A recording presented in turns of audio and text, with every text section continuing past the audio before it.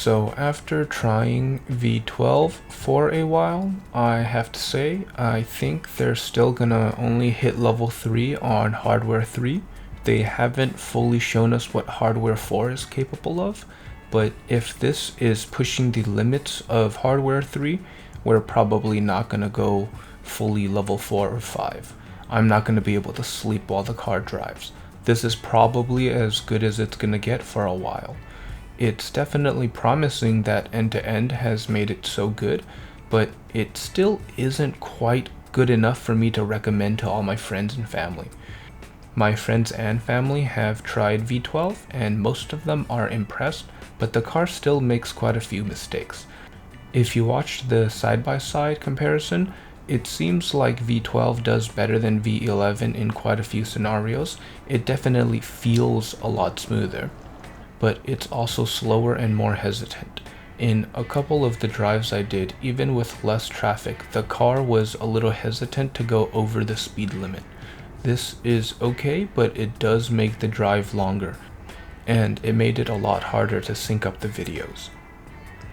I am not going to be paying for V12 on a month-to-month basis just to drive me to work. Autopilot still does that well enough because the majority of my driving is on the freeway. If I worked downtown, maybe I would consider it, but even then that's pushing it because the car only handles downtown so well. I might get it if I'm going on a road trip or doing something long distance where I'm liable to miss an exit because I'm tired or talking. Otherwise, my own driving and autopilot is still good enough. Full self-driving V12 is definitely good, not great. I'm still hopeful that they will improve the car, but to what extent I'm not entirely sure. I believe that it is now safe to say that full self-driving V12 is a safe tool to recommend for people if they are supervising it. It is not full self-driving in the sense that you can fall asleep or watch a movie. But it is full self-driving in the sense that the car will take you from A to B so long as you are monitoring it. And if the goal is simply to send object from A to B and call that full self-driving, Tesla's accomplished it.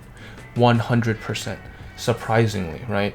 The car will panic sometimes and still require a person to take over, but if you give it enough time, it can actually get itself out of quite a few scenarios.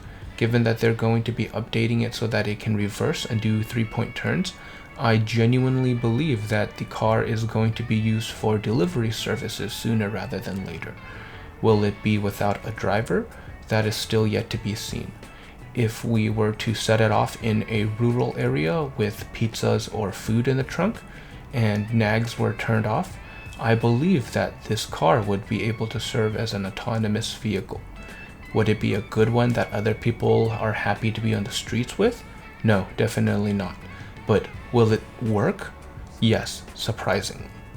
So my final judgment is FSD V12 is a big improvement from V11 in terms of comfort and confidence. However, it still makes similar mistakes, and definitely they have a long way to go.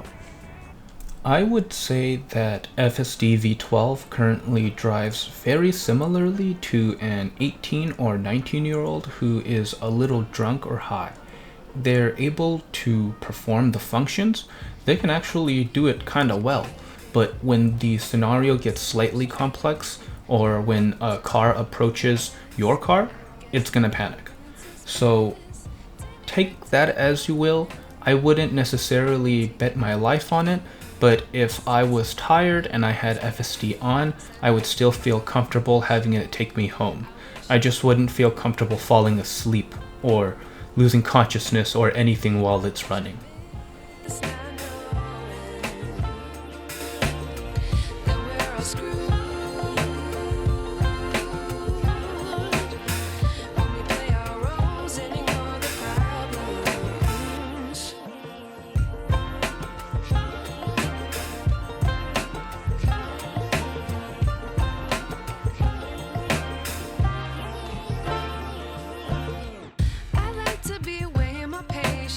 Stay up look the other way. Sun is out, but the sky is gray. What would happen if I took a chance? It's always hard at first glance. I don't wanna, but I know I gotta do it. The truth is hard to swallow, I think I'll chew it.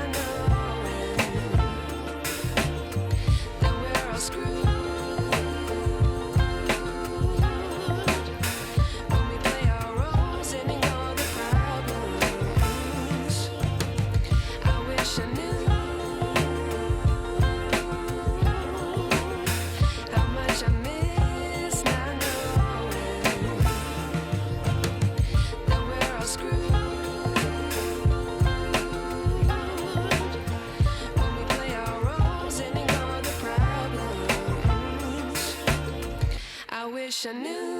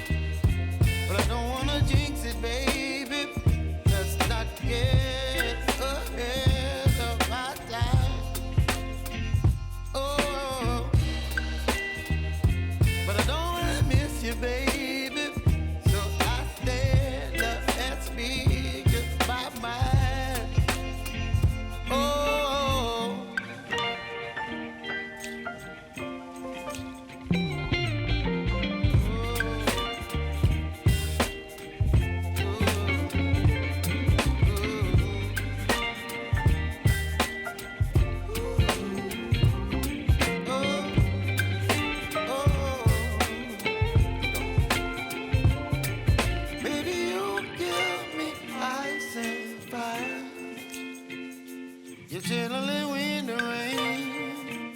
You're some kind of butterfly. Baby, you give me midnight. You whip up my appetite.